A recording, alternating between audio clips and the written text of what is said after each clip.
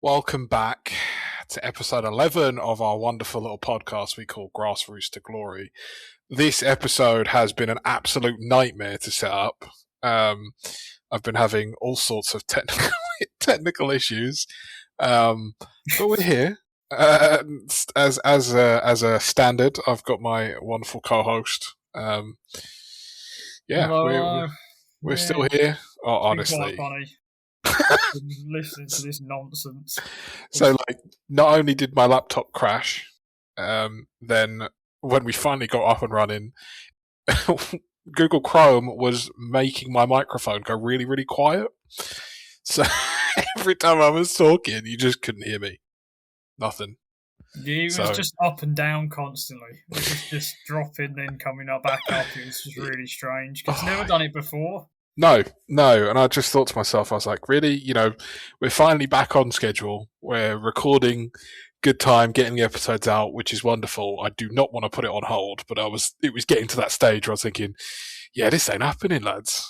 But alas, we're here and you get to hear our wonderful voices talk nonsense about football and things that we we don't know anything about. But before we do get into it, I just wanted to say that one of the clips we've posted on TikTok ended up actually reaching someone from the country we spoke about, which I thought was really, really cool. And he commented, apologies, I can't remember the name, but thank you very much for your comment. That was... It's some woman from Curacao. It was cool. I thought that was really cool. Yeah. A country of, I think it's 155,000 population or something. To have someone comment on our video is pretty cool. So thank you very much for that. And again, as well, obviously you've seen the new formats and the YouTube and everything. So if you can let us know what you think and any sort of things you would change, blah, blah, blah. I just wanted to get that out of the way before we carry on with this nonsense. So I will hand it over to you and I suppose let's get going, right? Yeah. I want to open on Chelsea City are a shambles. Absolute shambles. Yeah. It's not going well. We're 15th. In the rain, wasn't it, that loss? The last one? Yeah. Torquay, we lost 2-0 to Torquay, which happens. They're one of the best teams in the league. Mm-hmm. So, it is what it is. It was just, there's no fight. It just, we were all right in the first half. That was the thing. We actually potentially looked the better team, but just second half we just came out and just completely switched off. There's just no fight in the team at the minute. I don't know what's happened. Do you think it's slowly becoming calls for Harrop out, maybe? Preemptively for some, possibly, but for anyone who's sensible, no. You give him the season at least. Of course. It's a whole new squad. And I think the thing that is, there's expectation this season because of the money that's been spent. Mm-hmm. But also, I think we were in this position last season with a much lower budget where we had a completely new squad that hadn't played together. And we were better than this just on the pitch. And I think that's probably, for me, where the issues come in, is it feels like we've gone backwards, having... being in a similar situation, having spent more money. Yeah. I mean, money doesn't obviously, based off our topic that we're going to talk about today, money doesn't always equal success. So it's hard to blame it on one thing. I suppose. I expect so. 15th isn't great. I think I predicted him 7th, didn't I? In the end, or something. You said 7th. I said 4th, but not going up. Yeah, it's not looking great. The thing is, though, we're 15th. It shows how bad the league is in quality this year. We're 15th, 4 points off playoffs. Yeah, that's ridiculous. So really, 15th isn't like a... No, in the grand scheme of things, it's actually not awful. Yeah. I think it is just one of them where we had such a good run, and for seemingly no reason, we made way too many changes in the FA Trophy, and we lost. Yeah. And it's just since then, it's killed us. It's just killed any momentum we had, and we just seem to not be able to get that back. I mean, the Salisbury loss was the worst game I've seen in about 2 years. It was a 3-0, wasn't it? It was 3-0, but it was the worst I've seen us play. I've seen us lose more than 3-0. I've seen us be absolute dross, and that like rivals some of the worst games I've ever seen at the club. Like Averley away when they were step 4 and we lost 3-1 in the cup was probably worse than that. But I have not seen as many performances as bad as the last few. Yeah, it's disappointing, isn't it? I mean, but then, like you say, there's only 4 points difference, and it's still relatively early. Really, that's what 2 wins on the bounce, and you're sort of back up to potentially 5th-ish. So it's how bad the league's been. I guess you just need to go on a steady run rather than these 2-0, 3-0 losses that aren't helping momentum. You need to get, even if it's just a 1-0 over the line at home, it doesn't matter if it's ugly, just the points matter at this point, just to build a bit of something. You've got the FA Cup coming up. That's on Saturday. You hope, if you're a Chelmsford City fan, that they perform in the FA Cup. If not, then I don't know, man. It's an interesting one, actually, because we were talking about this on the walk back from Torquay at home on Saturday. And we were talking about it, thinking, would we class the season as a success if we made it to the 3rd round of the FA Cup and then obviously had the potential to get like an Old Trafford away, but finished 15th? And I don't know. I think partly, I think I would, Really? I think I would class that as a success, yeah. It's the first time in half a century that we would have been at that round. Yeah, I can see why. I mean, I guess it's the same question as when Tottenham finished 17th on the Europa League, wouldn't it? Like, is that a success? But then you sack off the league. Yes. I mean, a trophy's a trophy, right? And I think... And they've got Champions League from it as well. Yeah, of course. And I mean, a 3rd round FA Cup for Chelmsford is as good as it gets, really. The chance of going any further is so, unless you get a miracle run like Maidstone did when they reached 5th round, it's incredibly rare. Yeah, of course. I mean, I would actually agree with you. I think because I think 3rd round and sort of a naff league. Because let's be honest, I don't think they're going up this season. So as long as you don't go down, and then use this season as a springboard into going to next season to look for promotion potentially, is probably the best bet, in my opinion. Yeah, well, it happened with Eastbourne Borough in the same league. They got a lot of money, and the first season it was rough. They finished like 20th. Yeah. And then the second season they finished 3rd. We lost out in playoffs, and now this season they're 23rd. So it's a disaster. I don't know what's happened with them. It's a funny old game, isn't it? Really. Yeah. So that's my little moan. It's I just think I want to end off the little Chelmsford moan. We have got, by a mile, bar Andy Carroll, the best player in the league, and Lyle Taylor. Lyle Taylor, yeah, 100%. Yeah, bar Andy Carroll potentially is the best player in this league, and we can't score a goal. Yeah, he was playing in the Championship a few seasons ago. It's poor, and we cannot score a goal. It's poor. Right. When he's on form, absolutely outrageous how good he is. Yeah. And you can tell just from his general play how much better he is compared to everybody else in that league. Oh no, it's an absolute just disgrace that we been able to get him. But it was just a case of Colchester absolutely mugged him about, and we Chelmsford came in and he liked the idea and he's gone for it, so fair play. Yeah, I mean, before we sort of switch into results, I want to talk about disgraces because that City Leverkusen game was an absolute disgrace.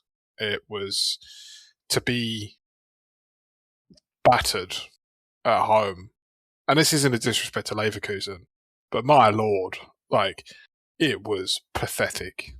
We limped to the finish line. It was nothing. I don't know what's going on, because one week I'm this team's gas. That we're beating teams that we shouldn't. We'll get on to Liverpool later, but we battered them about. And at the time, Liverpool the team to beat, and treated them like little dogs, and now we're getting like walked around on a lead by Leverkusen, who, mind you, aren't even really in the best of form anyway. So it's pathetic. It really, really was. And I mean, it leads, I guess, as a perfect little segue into the weekend results. Quickly, I want to mention the Marseille-Newcastle result. Shame for Marseille, but the best thing that came out of that game was that video. If anyone's seen it. Yeah, the bloke with the goth girl in the toilet, yeah, right? Yeah, I'm not going to describe it graphically, but if you haven't seen it, but you know what the best part about the video is? Is after that, there's a video of him fighting police. Yeah, I know. It's just like, God. Like, don't get me wrong, I don't endorse violence at football games, but this man has gone from almost nobody to this cult hero. That was probably the best night of his life. From getting it on in a toilet to scrapping with French police. So, you know, what a hero. Made me laugh. I had to mention that. If you haven't seen it, I'm sure you can find it on Twitter. Yeah, it's all over Twitter. So, Aubameyang scored twice in that game as well. Yeah. I forgot he played. Yeah. But, that was just the only notable one I wanted to bring out for that reason. Yeah. What happened at the weekend? What was I doing? Oh yeah, talkie. I don't want to talk about that. Well, I'll tell you what. Let's fly. Let's try and ignore the weekend as much as possible. We'll fly through it real quick. Brentford Burnley 3-1. Anyone really expect anything different? Yeah, Burnley stink. No, yeah, they're going down. Sorry, lads. City Leeds again. This was pathetic. 2-0 up in the first half. Phil Foden scoring very, very early. Then Leeds bring it back to 2-2, which fair play to them. They were really, really good in the second half. And then Foden again in the 91st minute, which I've seen people complain about because there was 10 minutes added time, but he scored in the 91st. So I don't really understand the issue, but you know. But again, I'm not going to go too deep into this game, but this was another game where officiating was absolutely terrible. Some decisions went against us and went for us that shouldn't. Same for Leeds. They had the win taken out of them at the second half, and inevitably we come back and scored the winner. So it was a poor performance from a City perspective. Even though we come away with the 3 points, just watching the performance was doesn't give you much hope for tonight when we play Fulham. Put it that way. Incredible comeback from Sunderland, who come from... looking at the results for this. Yeah, they were 2-0 down at one point. Yeah, and then came back, because we all said, this is done. I think a few people had bets on and stuff. Saw it was 2-0 Bournemouth, I thought, it's done. And then we looked again, it was 3-2. They should have put it to bed. They really should have put it to bed, and they didn't. Sunderland are... sent off late. Yeah. It was just disastrous. I feel like Sunderland are different gravy this year. Like, they... could I feel quite confident in saying they could easily finish in a European spot, whether that's conference. Possibly. I think, bar obviously this, I just don't think they score enough. And then the low scoring. Yeah, but form is not exactly great. Yeah, but they keep picking up these wins, these just random wins of point here, 3 points here, and I could imagine them sneaking into 7th, something like that. I don't. Maybe, but you got to expect there should be a drop off. Newcastle's, Tottenham's, Liverpool's are going to pick up, of course, yeah, and start taking spots. But I think it'd be great. I just don't think they score enough. Yeah, fair enough. We'll see. To have it, especially later on in the season, but I'd like to be proved wrong. I'd like to see it. Yeah, don't get me wrong. No, absolutely. Speaking of Newcastle, they just battered Everton 4-1 at home. I didn't watch much of this game. I sort of saw the highlights. Everton were kind of poor, especially at home. You expect them to they had a really good start to the season. They seem to have sort of fallen off the wayside a little bit now. Again, Newcastle coming back. They're a strange one at the moment. I don't really, 1 minute they're sick, next minute they're terrible. I don't really understand. Newcastle's games literally for a while now It's win, loss, win, loss, win, Yeah. loss, win, loss, win. Like it's too inconsistent. Yeah. I think they've got a very good defense. If Voltemada doesn't score, or for some reason Harvey Barnes at the moment, if neither of them are scoring, there's not really any output. So, but fair play to them. Come away with 3 points. That puts them above Liverpool and Man United at the moment, I think. No, Newcastle are 13th. Oh, they're 13th. Okay. Yeah, a few points off United and Liverpool. Next game was Tottenham-Fulham. I didn't watch it. I didn't see any of this. I just saw a load of people on Twitter moaning because someone, I think it was like Jamie O'Hara, said, I haven't even got off the train yet and we're 2-0 down. What's going on? And like people were moaning. Apparently it was just awful. Yeah. And fueled the Thomas Frank out campaign that people have going on.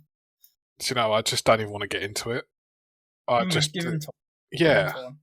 They've just come off, Ange Postecoglou, who was a completely different style to Thomas Frank, same players pretty much. So, you got to take time to bed in. And let's be honest, I don't imagine there's much expectation for Tottenham to win much. So he sort of, if it was like a Liverpool, say, or a City or something, you kind of expect you to win silverware no matter what. So you don't really get that grace period. Whereas Tottenham have only just recently won the European Cup. So, there's a different expectation. Just give them time. Tottenham have never been one to keep managers long, though. No, they always move on quickly if things aren't working. Although that might change under the new, Yeah, maybe. We'll see. Maybe. Yeah. And then quickly on to Sunday, you've got Palace Man United, which was 2-1 to Man United. It's a good result for Amorim. It seemed a little bit ropey. I don't think it was good.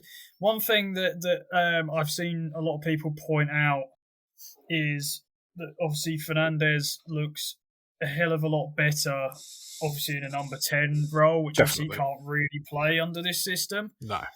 And that's part of the problem when Fernandes is in the squad pretty much no matter what. Yeah. He's the best player. He's a captain as well, isn't he? So yeah. But having him shoehorned into this more kind of deeper midfield role because it's the only place for him, it just doesn't work. Yeah. And he's so much better when he can be creative, and I feel like in this system he just can't be unless you chuck him maybe where Mount or Bremo tend to play. Yeah, which you're not going to do, are you? So dropping him deeper ain't going to work. That's the thing. He's playing in a 2 with Casemiro most of the time, and it's he's a creative player. If you want the 2, Casemiro, Ugarte, or something of that. Yeah, work. He's your spark, isn't he? Yeah, he's the player that can make things happen, and I just don't think the system allows him to do that. But I believe he assisted both. Speaking of the other day, to what he did get slightly more forward. Lissandro Martinez back from injury as well, which might pick them up a little bit, but it seemed okay from what I was seeing. Aston Villa 1, Wolves 0. I saw Wolves fans complaining about this, saying any other team would have beaten them 3-0. I think that's a bit harsh. I think Villa are better than that. I don't. Wait, hold on. The Villa Wolves fans were saying what? They were saying that they were kind of because they're kind of Midlands, Birmingham rivals, aren't they? So they were taking a piss on Twitter, basically saying that they beat us 1-0, I see. Any other team would beat us 3-0. Yeah. Kind of taking the mick out of how bad they are, but also Villa as well. I mean, for only winning 1-0, but I mean, Villa are 5th. I hope they enjoy the championship, lads. See you in a bit. Yeah, they are. I don't know if I said it last episode, but it is official that no team at this point in the season with that few points has ever survived. Yeah, so it's done. Yeah, I think it's just hyper against them now. It's done. That they can even stay up. Yeah, it's as far as I'm concerned, it's 2 done. points. They're 8 points off of 19. I can't see it. 7 goals scored, 28 conceded. Yep. Just when was the last point? I'm going to quickly look. Good question. 5th of October was their last point. 1-1 against Brighton. Wow, that says it all, doesn't it? 2 months. Speaking of Brighton, since they got a point. They beat Forest. Yeah, I do. Did they? Honestly, I did not watch any of this. No, I couldn't tell. I didn't, but it was a 2-0 win to Brighton. Again, Forest just... They look a bit better, Forest, I think, at the moment. Maybe they've settled a bit. Yeah, I think... Dicey boy, isn't it? Did they bring in Edwards? Was it Dyche? Who's got Edwards? That's Wolves. Yeah, Wolves got Edwards, yeah. One of them, yeah. I think that they're a bit more composed than they have been. I think that's what Dyche brings out in teams, isn't it? What he's good at, yeah. European nights with old Sean Dyche. That's quality right there. That is. I actually kind of hope they get through the knockouts, which I'm sure they will. I think they will. Yeah, it'd just be funny to see Dyche in it. I mean, we saw it with Burnley when he got Europa League with Burnley, almost completely killed the club off. Yeah, true. Well, yeah. To be fair, I'll take that for some entertainment. Why not? Sean Dyche playing against Porto. European nights with Sean Dyche. That's a sitcom I'd like to watch. Yes, talk show. Quickly, we did the last two results. West Ham lost to Liverpool. Kind of expected. I get. Well, maybe not. That's what you say. Yeah, it's not necessarily. Not with the. I think. I mean, West Ham had 10 men for a bit, I believe. Yeah, because Paqueta got himself sent off. Yeah, he's been moaning as well a lot. I saw him on Twitter saying something about, his life's quite bad, and he's been, because he was almost banned, wasn't he, and all this sort of stuff. And I'm like, yeah, but you need to get yourself out of that, and your team needs you. Like, you are the best player, other than maybe Bowen, at West Ham. They need you. Just get over it. Like, I get it's hard, but there's a time to sit and cry about it, and that's not the time when your team, they're very, very lucky at the moment that there are 3 teams below them that are worse. So, I actually think Leeds might be better. In fairness, actually, based off the performance against us, yeah, they probably are. So, I think they're riding a fine line. So, but yeah, Liverpool picking up 3 points after a torrid run. Worst run in since I think 70 odd years that Liverpool had. It's 9 losses in 12 or something they had up until that point. Which is terrible. And then quickly, final game, which is probably the biggest game of the weekend. Chelsea at Stamford Bridge against Arsenal ended 1-1. Great for the rest of the league. But not for Arsenal, I don't think. I think these are the kind of games that you need to be killing off and getting the 3 points. Good result for Chelsea with 10 Absolutely, men as well. They're 10 men. That's what I mean. But Arsenal should be killing that. 100%. Yeah, with 10 men, 100%. Yeah, Arsenal should be winning that. It's definitely drop points. I don't think Chelsea are title contenders.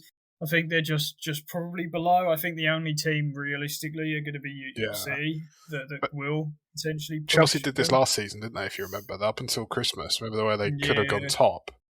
Because it was them and Liverpool, wasn't it? Yeah, they were close to Liverpool, and then they just That's fell what I off mean. a cliff. So, great result for Chelsea, and again, great result for the league. But I feel this might be a bit harsh. And I imagine that if the comments get hold of this, it will be harsh. But these are the kind of things of why we say Arsenal are bottle jobs. Because these are the games that you should be collecting 3 points from, especially with 10 men. So, you hope as an Arsenal fan this isn't the start of that, quote, bottle. But you're in the lead.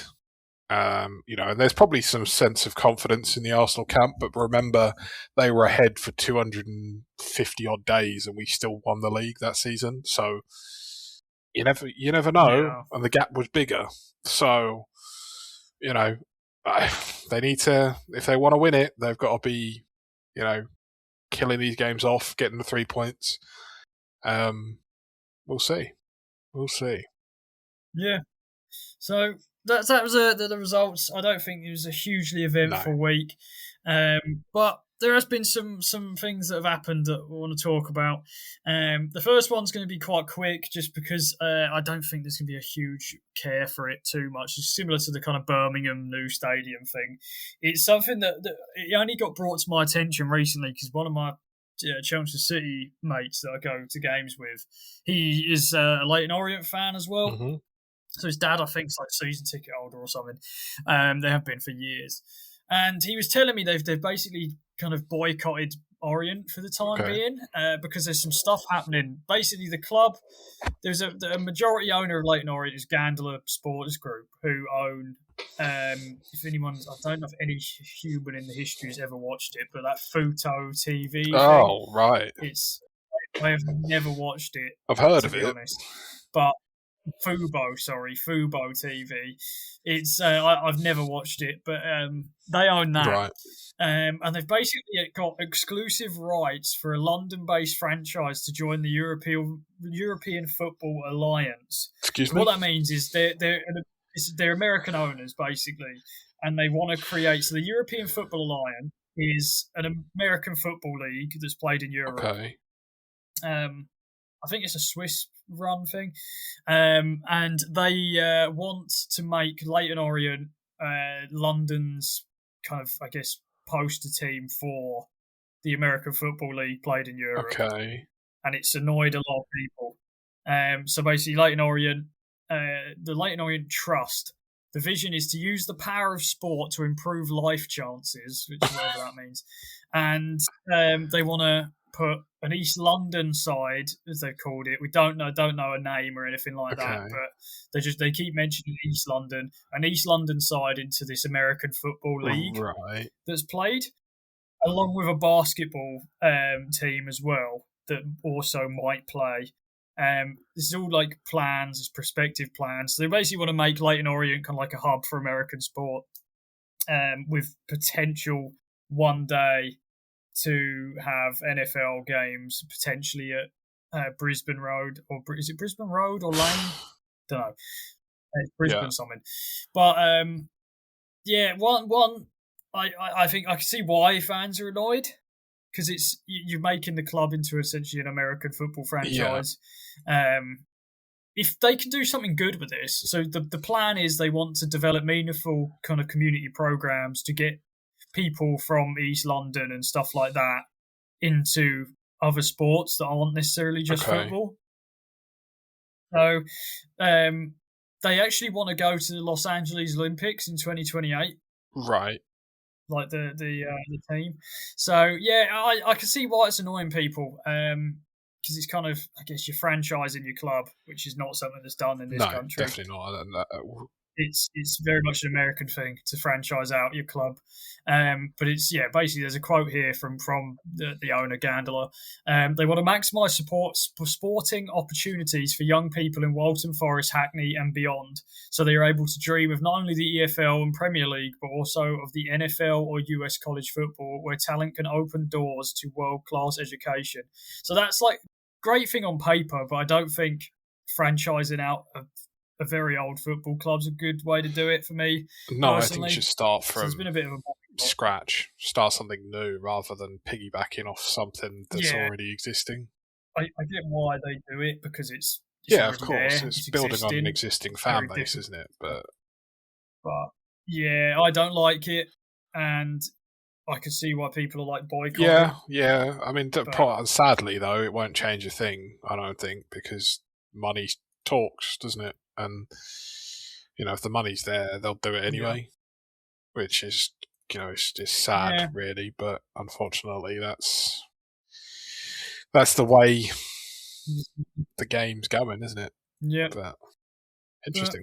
That's something I wanted to bring up, just because he was moaning about it, and I hadn't heard anything of it, so I had to do some research into it. And they want this to essentially start in 2027 as well. So this it's coming soon, but they just brought it to my attention. And speaking of like ownership decisions, there's one thing I wanna talk about that's kind of come into light over the last few years, I would say, and it's affected them to this day, and even has still repercussions to this day. And that's Chansiri at Sheffield Wednesday. Now, one of the I don't. Well, this might upset Sheffield United fans, but the Wednesday are the bigger Sheffield club. I think hands down. I'm not even gonna not even gonna apologise. They are. They've won 4 First Division League titles. One of the oldest clubs in the league. One of the I'm sure they're one of the founding members as well. And in 2015, Chancery completed his takeover. I'm going to give a rough timeline first before we go into the discussion. So 2015, Chancery completes his takeover. So he's a Thai businessman linked to Thai Union.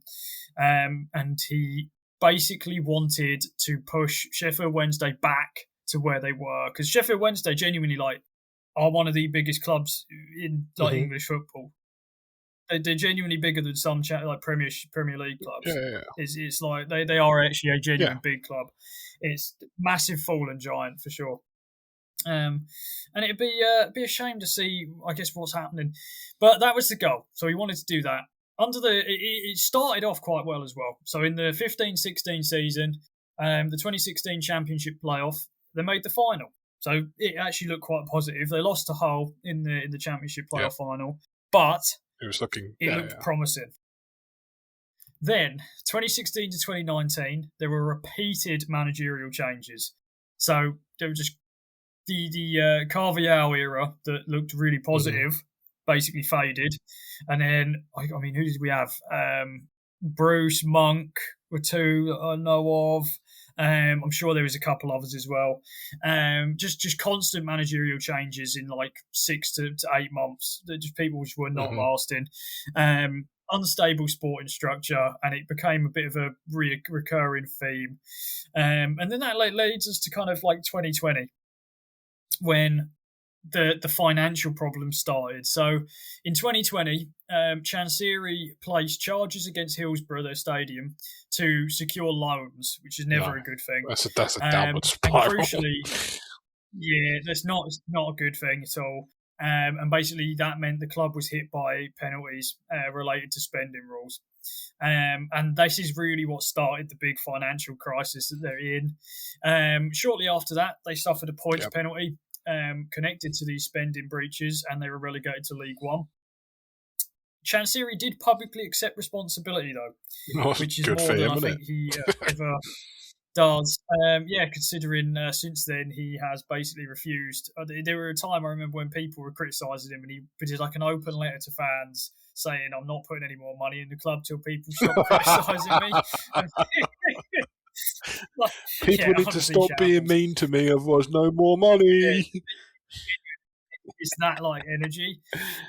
But in 2021 to 23, they did have a bit of a bounce back. So Darren Moore and successive managers rebuilt the squad, and Wednesday went back to the Championship.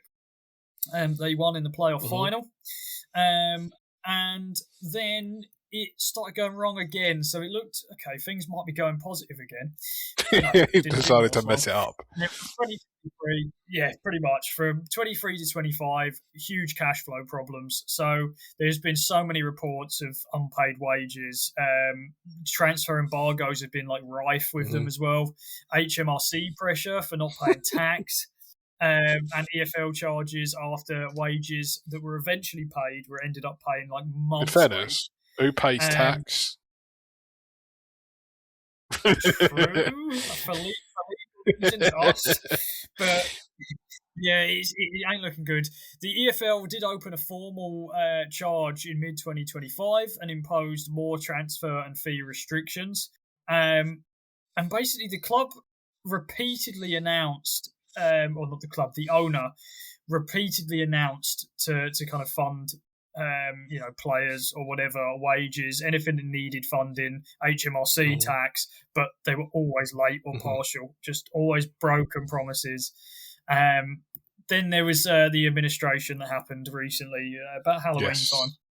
Sheffield Wednesday filed for administration, triggering a 12-point deduction and put the club essentially up for sale under administrators.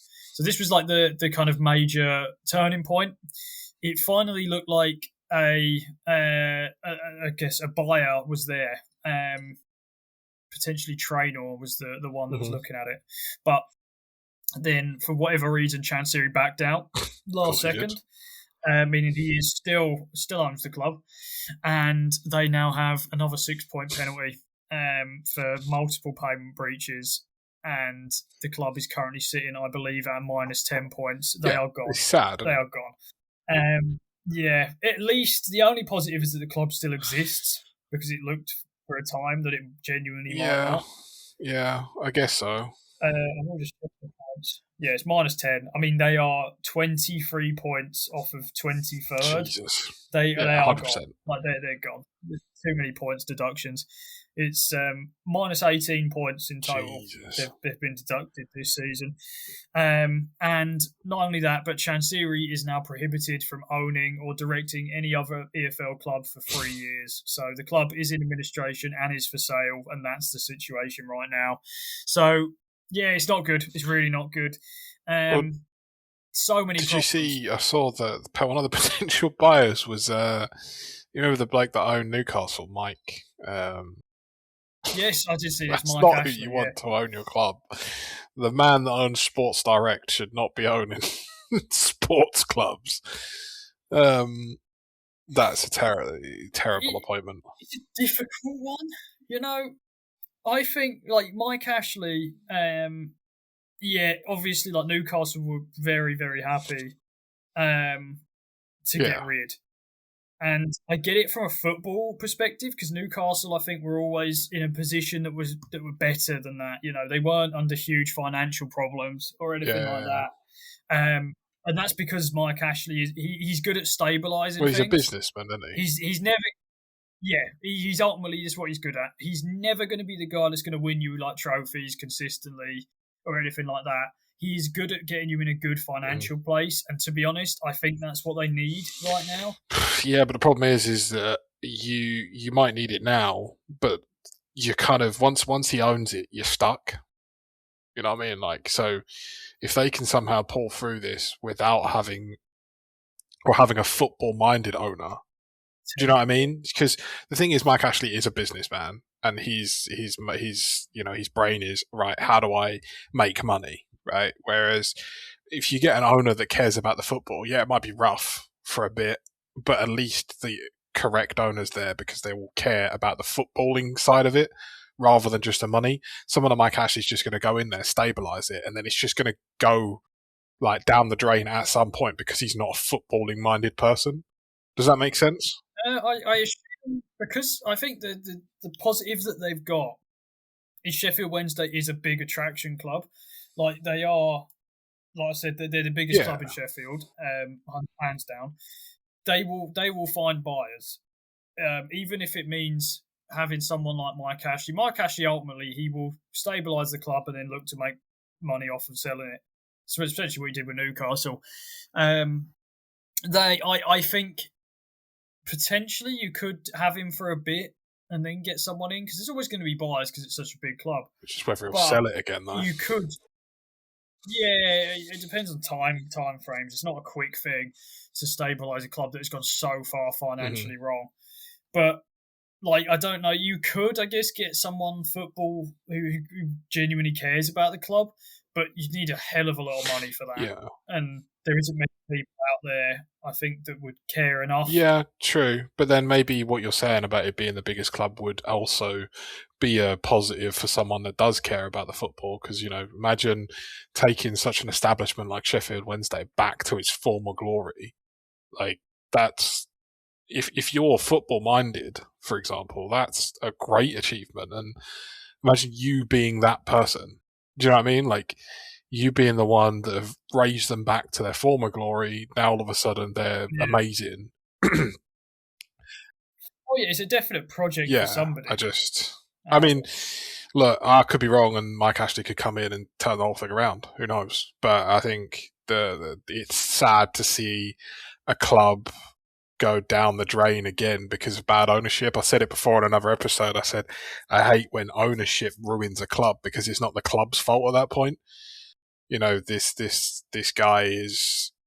I mean, I don't know much about Sheffield, admittedly, but you know, he just sounds like he doesn't care, and for whatever reason, he's holding on. And look where they are. You know, it's all well and good him coming out and apologising that one time, but the damage is done at that point. You know, should never have got to that stage. You know, apologising for something after the fact doesn't make it okay. Links back to what we said about the PGMOL last week. You know, they apologise for bad decisions after the fact. Well, the damage is already done. So, you know, hopefully for their fans and the establishment for them, they get a good owner in, and we see them sort of come back and become a big club again. I hope so. They're too big of a club not to. It's like the equivalent to when teams like Bolton went under, and you had like Portsmouth almost went under and stuff like that. You had these big teams shouldn't be ever in that position. Die. No, not at all. Not at all. But yeah, speaking of big teams in bad positions, I think to finish that was off, an incredible segue, by the way. I did plan that. But we talk about Liverpool and what's going on. I'll let you open with this one. It's like, what's going on? Do you know what? I watched him, and actually, I'm not even going to preface anything. I'm just going to say what I'm going to say, and it's going to be done with. Right? It's going to be on the record, and that's how I think. So last season, when they won the league, the quality of the league wasn't great, right? And Slot had obviously come into a team that was very settled already, didn't really change much, and you can say what you want, but it was Klopp's team. Let's be honest, let's call it what it was.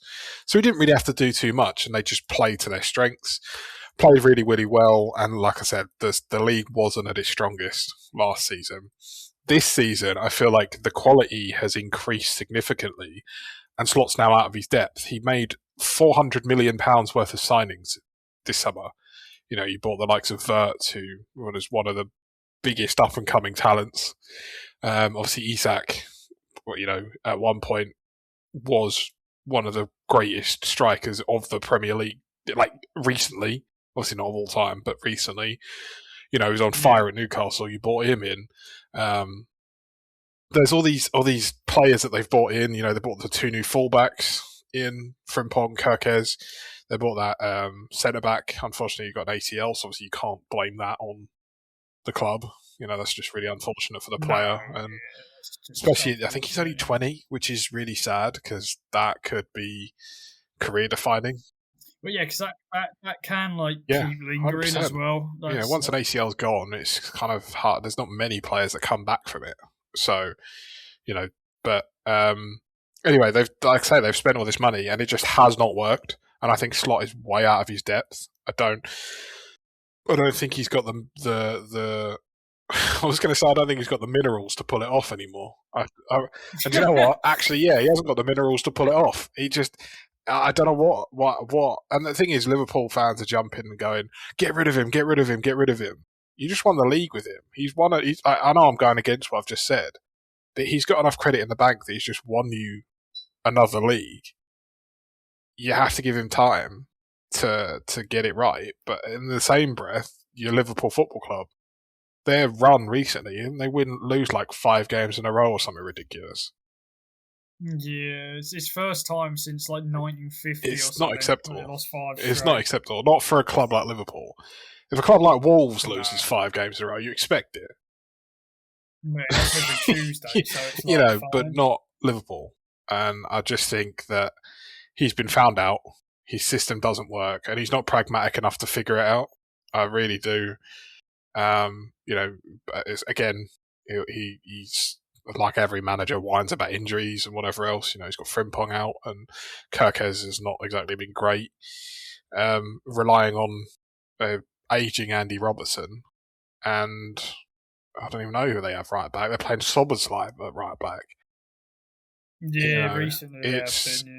I just feel like the money that they spent was spent incorrectly. They spent it in places they didn't need. They renewed Salah's contract, which, in my opinion, was a terrible mistake. I just think he's got it all wrong, and now you're seeing it. I think, obviously, you can't blame everything on him. I don't know how much control he has over transfers and things like that, but he would have had a say, and he's fluffed it. I really, Yeah, pretty much. Yeah, they played Gomez at right back last game when they won. Another player I don't think is necessarily good enough, but I think certainly I don't. I mean, it's definitely choice words. Arnie Slot has not. Yeah, Brian hasn't got the minerals to do it, mate. He's in over his head. Hasn't got the stones. I've kind of highlighted maybe 5 things that I think have kind of led to this poor run. One, I think the massive squad overhaul has not helped. Liverpool have never been a team that have spent crazy And best believe money. they let you know. Yeah, they've always been a team that have been pretty consistent on like the net finances. They never spent like billion quid. Obviously they've spent like 400 odd million quid this summer. On some huge, I think they've got 9-figure fees. Like you got Verts on 116 mil, Isak 125 mil. Like that's just the two crazy. big boys. Like there's so many high cost players at once. I think has disrupted the balance that they kind of had last season. That I think Klopp got very right was that balance, and I think it's just kind of gone. There's too many big names, and obviously that comes with rebuild. So we'll see if that's something that it can balance out a bit, and I don't know how you can without spending even more money. I saw that, and it was Jamie Carragher. He was like, "Oh, Liverpool need to spend in January," and I'm like, "Okay, lads." Like, so, I don't like bringing it back to City, but everyone always moans about City spending, right? We spend a lot of money, but it's okay for Liverpool to spend 400 million, but then they still need to spend more. If we did the exact same thing, God believe there'd be cities burning down because we spent money. The hypocrisy is, I mean, this is just dig Jamie Carragher because I don't like him. But I'm not even. I just think he's an idiot. But the fact that they're trying to claim that they need to spend even more money in January, you should have spent that 400 million in the correct place, and they didn't. They spent it on trying to get this new talent in, this young talent to try and do something with it. But their defence is woeful. Van Dijk, unfortunately, isn't the same player as he used to be. Konate's way off of it. Your backup's Joe Gomez. Like, do you know what I mean? Like,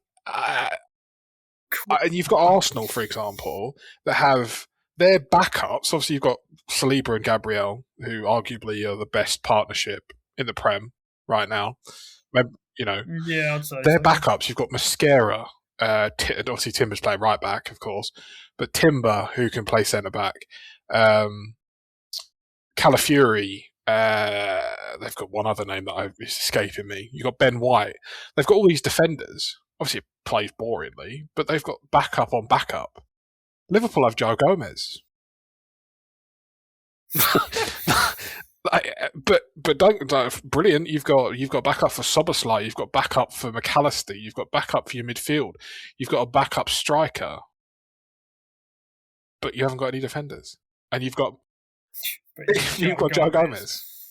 And it's just turned into Joe Gomez. I don't even think Joe Gomez is a bad player. It's just the drop off from Van Dijk to anyone else in that squad is amazing. You know, they got the keeper okay. Yeah, fine. Mamardashvili is a decent backup for Alisson. Not as good as Kelleher. No, I agree. I think letting Kelleher go was a terrible idea. And then, you've got Salah, who might as well have he's got his Zimmer frame out because the bloke does not want to be there. He don't care anymore. He's got his contract. He's like, yep, cheers, boys. And there's a romanticism about contract renewals for players like that. Obviously, Salah is, well, maybe other than Stevie G, is one of their greatest players of the modern history for Liverpool, in terms of a cult hero and everything like that. And, there's a time where you need to let go. Similarly for us at City with De Bruyne, you could tell, I love De Bruyne. I think for me, he's one of the greatest players I've seen. And you have to let him go because his legs are gone. Like, he's not the same player. The man, unfortunately, did his hamstring taking a penalty. So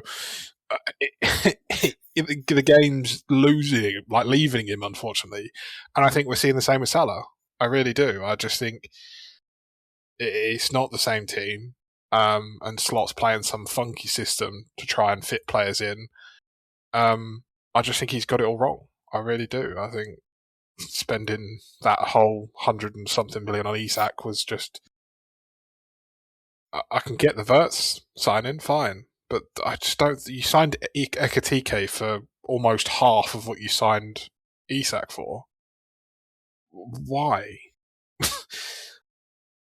Yeah, but having both. Yeah, I don't get weird. It's for me. It kind of seems like this was another point I made. Was that it almost seems like the recruitment strategy that has always been so careful for Liverpool. They've always picked a player that's not necessarily going to be the best, world class, but they'll fit into the system. Where it seems like now that's kind of gone to just overspending to solve the short-term issues rather than carefully plan these transitions that they did so well before. Do you think that then is partially that Slot has now got an opinion? Because it's a new manager, isn't it? So same ownership, but just a new manager. Do you think maybe that's because of the new manager that? I think that debate sits largely above the coach, but I think there's potentially some say into it. However, I refuse to believe that Slot's got that much say that they would then go and smack 400 mil down in one window when that's just never been something they've ever looked at. FSG have never been huge spenders, have they? So, No, I don't think it's necessarily a Slot issue. I think that probably sits above him. Like where there's something going on. Maybe, you got a bit of an aging squad. Maybe which they wanted... admittedly. Yeah, I don't know. I don't think that's necessarily a Slot issue. But then using the aging example seems strange to me when you've got Andy Robertson and Van Dijk and Salah still in the squad. You didn't buy replacements. Well, I mean, I guess you could argue you bought Kirk. I guess you can't. But yeah, you can't buy. I guess like 400 mil was for a few players. I don't think they could. I don't think they could necessarily afford to do that for. Everybody. Yeah, I get that. Maybe they'll come. I think those are the sort of players like Van Dijk, Salah, particularly, who, despite age, can still be very, very high level players. I don't think. To be honest, I don't think most people. I think most people would agree with that. I don't see many arguments against it. I just do think that age does catch up to you quite quickly, especially in football, and especially for a forward. Defender, you kind of can get away with it a bit more, especially, if he's not exactly like an attacking defender either. Obviously, he's great with his head of set pieces and stuff, but he's not like a ball carrier. He's not going to run with the ball really much, is he? So he can get away with it. Whereas a player like Salah, who, his whole sort of game relies on him being quick and cutting in, and when you sort of lose your edge because of your age, then you either adapt your game like Wayne Rooney when, obviously, he was striker, then he sort of moves deeper, and, there's that famous clip of him when he was in America where he's, sprinting back and provides the assist for that winner that he got. Incredible athleticism. I think he must have been at least in his 30s then, right? Easily. Oh, easy. But he changed his game up and he was still successful, whereas Salah's still trying to do the same thing. But I don't want to say fear, because personally, I'm not really that arsed if he falls off, skill issue, isn't it? But, for a Liverpool fan, that's not great when your talisman player just is quite clearly at the moment. He might turn it around. You know what he does. It's Salah, but currently is just, I say it, dog water.